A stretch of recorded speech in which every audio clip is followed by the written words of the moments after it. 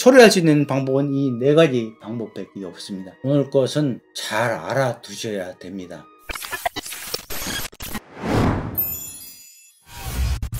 땅을 계약할 때 계약금을 먼저 입금해야 번지를 알려준다. 이런 건 100% 이거는 기획부동산 사기입니다. 그런 건 절대로 가지지 말고 아무리 싸고 아무리 어떤 거시기를 해더라도 절대로 가봐서는 안 합니다.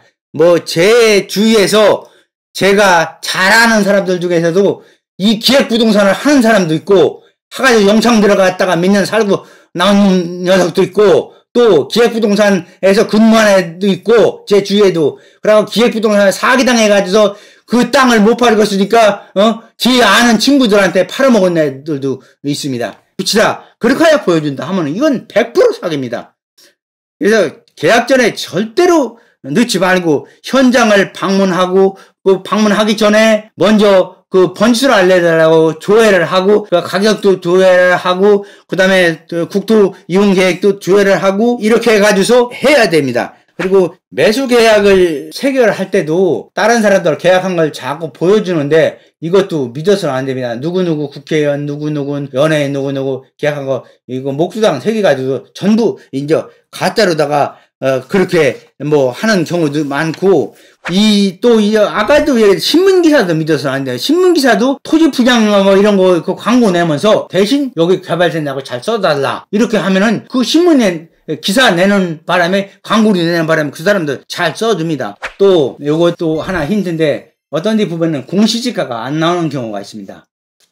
공시지가 안 나오는 경우는 개발계획이 쓴 경우도 그런 경우가 있지만 하나는 작전일 수가 있습니다. 뭐냐면 공시지가가 나오면은 공시지가 10배, 20배 막 이렇게 그거를 가격 높은데 그 사람들이 뭐 공시지가 이렇게 낮은데 이걸 이렇게 비싸게 팔아? 이렇게 의심이 든단 말이에요. 그러니까 어떻게 하느냐? 요거는 뭐 잘 일반인들은 모르는 상황인데 옆이 필지하고 합의를 해버립니다. 그러면 1년 동안 공시지가가 안 나옵니다. 1년 동안. 그러니까 그게 공시지가가 얼마 가는지도 모릅니다. 조회해봐도. 그러니까 그거를 믿고 사는 겁니다. 그리고 이제 시군구청에도 꼭 물어봐야 되고 개별 등기 해주겠다 이렇게 하는 거 지금은 개별 등기 함부로 못합니다. 그래서 처음에 그렇게 하다가 나중에 이제 공유지분 등기하겠다. 공유지분 등기 개별 등기를 하더라도 가치가 없는 거는 아무 소용 없습니다. 흔히 옛날에 사가지고서 지적 분할이 가능한 필지별로 그렇게 이제 200평, 300평, 몇백 평 이렇게 해놓은 경우도 있어요. 옛날에는 아주 칼질을 해가지고서 심지어 아주 적은 평수 100평, 50평도 분할했는데 요즘은 그렇게가 안 되니까 조금 넓은 평수로 200평, 300평 뭐 이렇게 분할해 놓는 경우도 있습니다. 그래도 그런 것은 절대로 믿어서는 안 되고 그리고 그 사람들이 심지어 이제 그런 얘기를 합니다. 내가 이거 사기칠 것 같으냐? 각서를 써주겠다. 공증을 해주겠다. 이렇게 합니다. 각서? 종이조각입니다. 공증?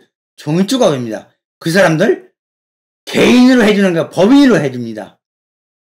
받으려면 개인, 법인, 거기서 부동산 끼우면 부동산 여러 사람 다 그 사람들한테 받아야 됩니다. 안 해줍니다. 법인으로 해줍니다. 그러면 법인은 법인 금방 폐쇄버리면 그만입니다.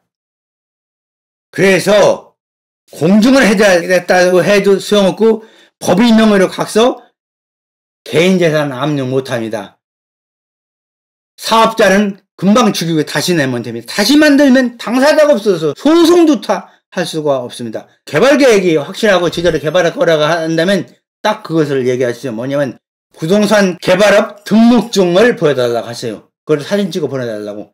개발을 할 사람은 그 등록증이 있습니다. 그 사람들 없습니다. 사회꾼들 개발 허가증을 보여달라고 하세요. 그 사람들 당연히 없습니다. 못 보여줍니다. 그리고 과계약금 절대로 붙여서는 안 됩니다. 물건을 꼭 자기가 확인을 해야 됩니다. 뭐 시세도 확인하고 또 물건 번지수다. 그런데 기획부동산에서는 번지수를 미리 안 알려줍니다. 돈을 10%를 입금을 해야 알려주니까 그거부터가 이제 사기입니다. 그런 데는 여러분들 번지수 안 알려준다고 하면 아예 끊어버리고 거기 관심을 아무리 그 사람들이 처음에 이를테면 호객형이죠. 그럴 때는 아주 싼 땅 뭐 6개월 만에 팔아준다, 1년 내에 팔아준다, 아니면 금방 다른 걸로 교환해주겠다, 뭐 이런 식으로 유혹을 합니다. 그런데 그런 사람들 그런 말을 절대로 믿어서는 안 됩니다. 그런데 여기서 여러분들 지식을 갖춰야 된다. 아까 얘기했지만 완통육지나 공인중산이나 법지나 뭐 상수원보호지역이나 군사보호지역이나 이런 곳에 어떤 말을 하더라도 여러분들 투자를 해서는 안 됩니다. 그거는 그것이 해제될 곳을 아는 사람은 땅에 대해서 거의 전문가이고 아는 사람 이해는 그리고 거기 객관적인 판단으로 그렇게 해야 되는 거지. 예를 들어서 아까 그 높은 땅, 아까 그 땅은 고도가 400m입니다. 옛날에는 170m까지 해제가 됐는데 지금은 얼마까지 해제가 된다? 70m밖에 해제가 안 됩니다. 그래서 그 위 더 높은 것은 150m, 200m 되는 것은 죽었다 깨나도 해제가 아니라 거기 지자체장도 해제를 못합니다. 그거는. 그래서 그 기본을 알고 넘어가야 돼요. 누구도 믿어서는 안 됩니다. 심지어 뭐 마누라가 남편이고 믿어서는 안 된다고 저도 믿어서는 안 됩니다. 그런데 뭐 제가 여러분들한테 이해 상관없이 사기칠 일은 없을 것입니다. 그래서 그러고 어쨌든 그렇게 믿을 수 있는 사람, 이 지식이 있는 사람을 옆에 한 사람이라도 둬가지고서 하고 그런 사람이 없다면은 여러분들이 유료 상담을 해서라도 그렇게 해야 됩니다. 자기 실력이 부족하면 중간에 이제 저 인근에 이제 아는 사람이라 유료 상담을 해주셨습니다. 유료 상담을 해주셨고 또 우리 카페 이렇게 가입해서 카페 활동 열심히 하시는 분들은 제가 그 무료 상담을 해드립니다. 어떤 면에서는 저 같은 사람이 이렇게 아는 것도 큰 도움이 되지 않을까 생각하면 여러분들 제가 카페에서 질문 답변한 중에서 수백 명 이 모쏠땅 산다고 하게 되어서 질문을 해갔는데 당장 돌아오라 해서 돌아온 사람도 있고 다 개발 계획이 난 걸로 알고 있다고 하면서 계약하러 간다고 그런 모쏠땅을 계약하는 사람들도 봤습니다. 이렇게 절대로 속아서는 안 됩니다. 이거를 해결하는 방법. 이 질문하신 분들은 가장 이게 이제 관심사일 겁니다. 그런데 해결할 뾰족한 수가 있다면 기획부동산에서 이렇게 팔지도 않습니다. 뾰족한 방법은 없습니다. 제가 4가지만 얘기를 하겠습니다. 가장 하나는 그 파는 사람한테 그 사람들 완벽히 거의 준비를 하기 때문에 사기도 잘 안 걸려듭니다. 금액을 조금 많이 받았다고 그거는 사기가 안 됩니다. 그러나 그 사람들이 이거를 못쓸 땅을 고의적으로 뭐 했다고 이런저런 이유를 대가지고서 형사고발도 하고 또 한편으로는 그 사람들한테 팔아달라.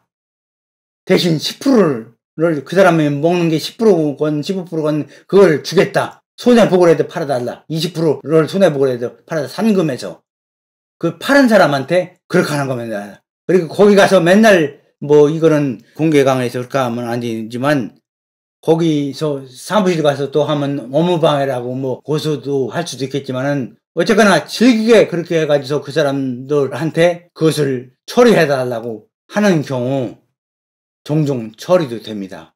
왜 그러냐면 하도 구장에 영업도 못하고 뭐 집으로 찾아오고 맨날 그렇게 하고 뭐 하니까 그 다른 사람한테 어차피 텔레마케팅에서 그거 파는 거니까 다른 사람한테 산다는 사람한테 그거 팔아주고 거기서 수당 먹거나 그거 수당 먹거나 또 가까이 수당 더 준다고 하니까 그렇게 하는 방법이 가장 좋은 방법인데 이 법에 다치지 않는 경우로다가 너무 해야 됩니다. 가서 기물을 파손한다던가 뭐 이렇게 하면 또 문제가 되고 하니까 그렇게 해서는 안 되고 형사고발해서 그 사람들 대부분 잘 안 걸려듭니다. 아주 고단수 사람들이라 그렇게 하고서 민사소송을 한다 하더라도 법인이 해체된 경우는 소송 자체가 없어집니다. 그러니까 그 사람한테 파는 사람한테 하고 그 상대로다가 그렇게 좀 액션을 취하는 방법이 가장 좋은데 그게 이제 먹히는 경우가 있고 안 먹히는 경우가 있습니다. 그 다음에 2번째는 이거를 이제 가끔 경매에 보면 공유물 분할로다가나 이렇게 경매가 나오는 경우가 있습니다.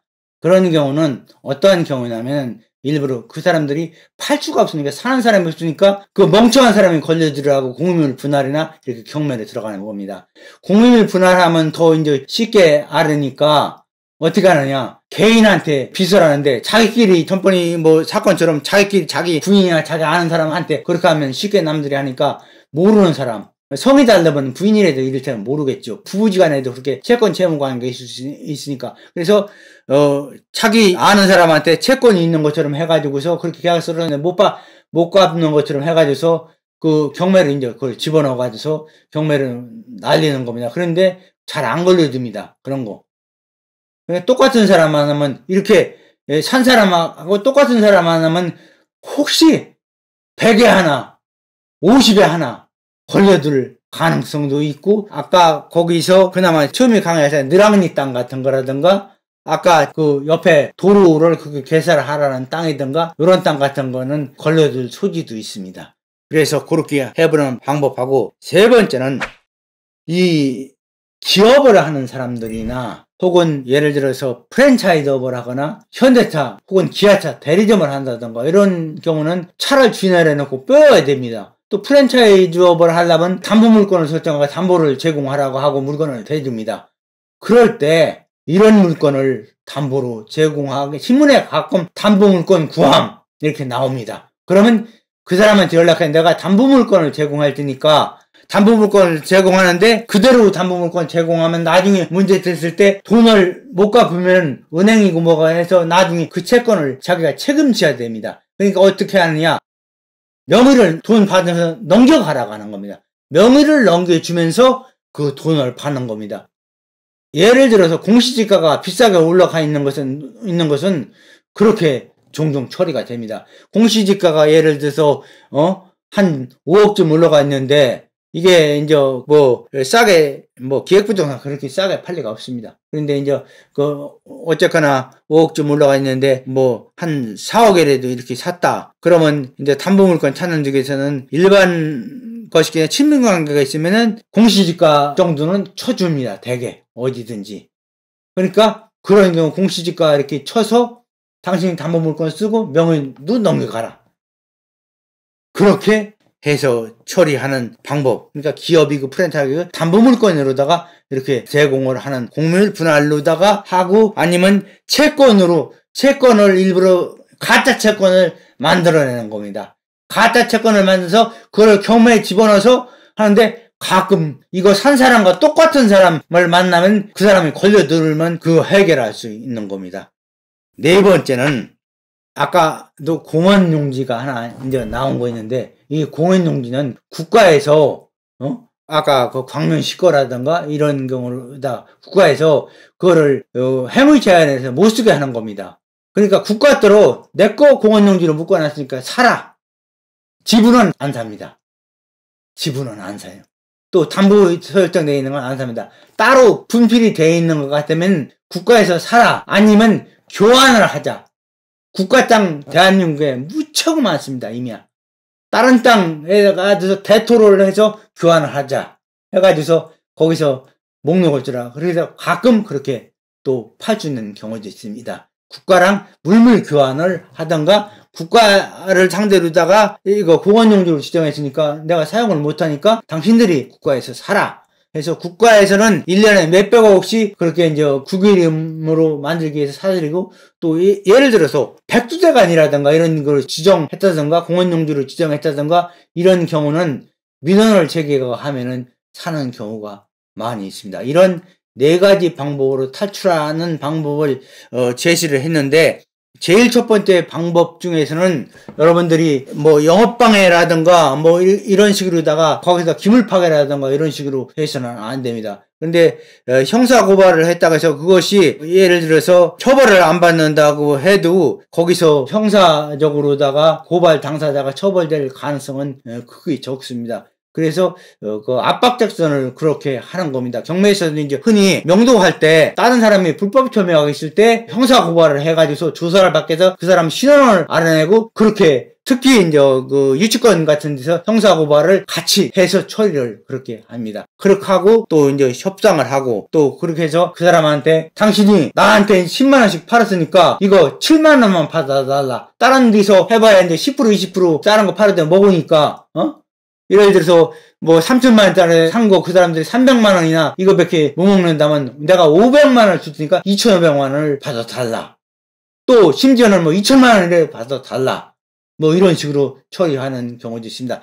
기획부동산에서 처리할 수 있는 방법은 이 4가지 방법밖에 없습니다. 그래서 여러분들 해당 당사자 되시는 분들 오늘 강의를 참고 삼아 하시고, 오늘 강의 들으신 분들은 다시는 기획부동산에 속지 않을 걸로 생각을 하고, 잘 모르겠으면 우리 카페 회원이고 열심히 활동하시는 분은 제가 알려드립니다. 다음 시간에도 부동산 사기에 대해서 거래 사기라든가 중개거래 사기, 토지 이면 사기, 여러가지 사기 사례를 할 겁니다.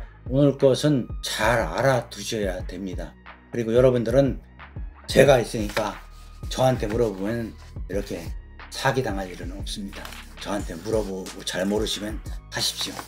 지금 뭐 죽을 날도 이제 얼마 남지 않았는데 제가 뭐 사기쳐서 돈 벌 만한 필요도 없고 또 돈이 필요하지도 않고 저 먹고 살만 하니까 그럴 필요도 없습니다.